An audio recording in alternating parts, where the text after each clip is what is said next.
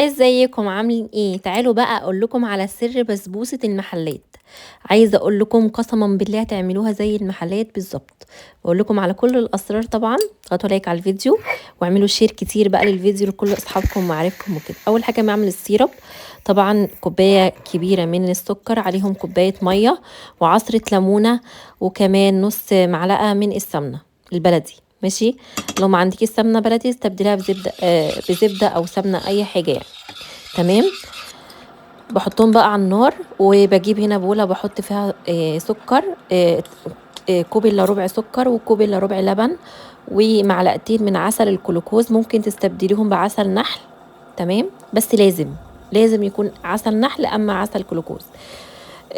طبعا عسل الكلوكوز ده بيتباع في السوبر ماركت او عند اي عطار. انا هنا كان معايا كوبايه الا ربع سمنه، خدت نصها. تمام. واتنين فانيليا وهرفعهم على النار. تمام. هقلبهم كويس وارفعهم على النار. تمام. لازم يسخنوا، انا عايزاهم يسخنوا بس ان هو بس السكر يدوب. تمام. وعسل الجلوكوز يفك وكده. في الاخر بقى بحط على الشربات، بحط واحده فانيليا. ماشي. انا عايزه الخليط ده بس يعني يدفى مش يغلي. انا هستناه لما يبرد خالص. تمام.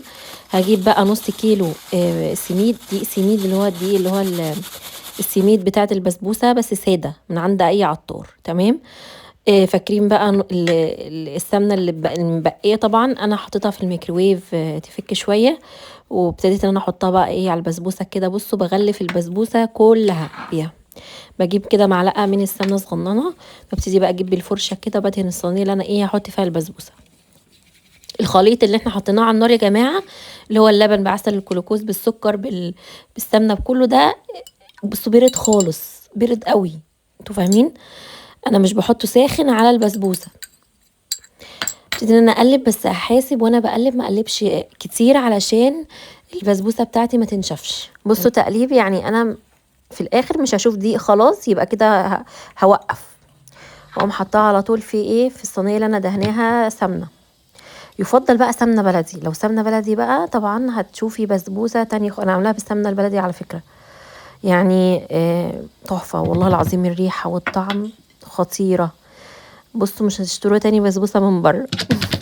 بتهززيها كده زي ما انتوا شايفين عشان تساوي الصينيه. بحطها على الفرن. التسويه يا جماعه بيكون بحطها كده على الشبكه وبولع من تحت بس ما بولعش الشوايه. ماشي. لمده نص ساعه بيحمر من غير الشوايه او بتحمر. انتوا فاهمين؟ بتاخد اللون ده على طول. اللي بحط الشربات عليها، الشربات بيكون دافي. تمام. وبحط الشربات طبعا كله، كوبايه بتاعت كله، بحط الشربات كله واقوم مغطياها وسايباها ساعتين. هتشرب الشربات وبص هتطرى وهتبقى تحفه قوي قوي. دلوقتي كده شربت الشربات بتاعها. البسبوسه بتحب الشربات الكتير. تمام. على فكره يعني انت فاضل حبه لسه مش شربتهم، هي هتشربهم. انتوا فاهمين؟ انا لما صحيت الصبح وكده لقيت البسبوسه شربهم برضو، بس كانت تحفه قوي. او ما هي اصلا ما قعدتش خالص. هي خلصت قبل اصلا ما تعدي اليوم عليها يا عيني. هبتدي بقى ان انا اقطعها. هي طبعا طريه قوي لسه سخنه، يعني هي برضو لسه سخنه. يفضل انك انتي تبيتيها وبعد كده تاني يوم تقطعيها، لان هي بصوا هتتفرول مني. اصلا هي مرمله وحلوه قوي قوي قوي بجد يعني. مش بشكر والله العظيم في نفسي عشان انا عاملاها، بس بجد تحفه. انتوا شايفين بنفسكم الطعم بقى بتاعي. انا هقول لكم الطعم. طعم تحفه، طعم زي بتاع المحلات بالظبط. بس طبعا نظافه وضامنه كل حاجه هتعمليها، وغير كده مش غاليه. انت جبتي نص كيلو دي سميد ب20 جنيه يعني، مش حاجه. كل المكونات كانت عندي في البيت، وكانت تحفه قوي قوي قوي. جربوها واعملوا شير لاصحابكم بقى ومعارفكم وجيرانكم وكل الناس. قولوا لهم يا جماعه خلاص عرفت سر البسبوسه. تمام. اضغطوا لايك على الفيديو، اعملوا تعليق حلو زيكم، قولوا انتوا بتتابعوني من انهي بلد، وكمان قولوا لي على مقاديركم في البسبوسه. بصوا بقى تحفه قوي قوي والله العظيم. بصوا مرمله ازاي وطريه، بصوا حلوه قوي. يا ريت تجربوها وتقولي رايكم في التعليقات.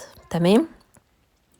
اتمنى يعني، وتقولوا تجاربكم وكمان تصوروا تجاربكم. انا عايزه الصوره يا جماعه، الصوره تبعتوها على الانستجرام او على الفيسبوك. تمام.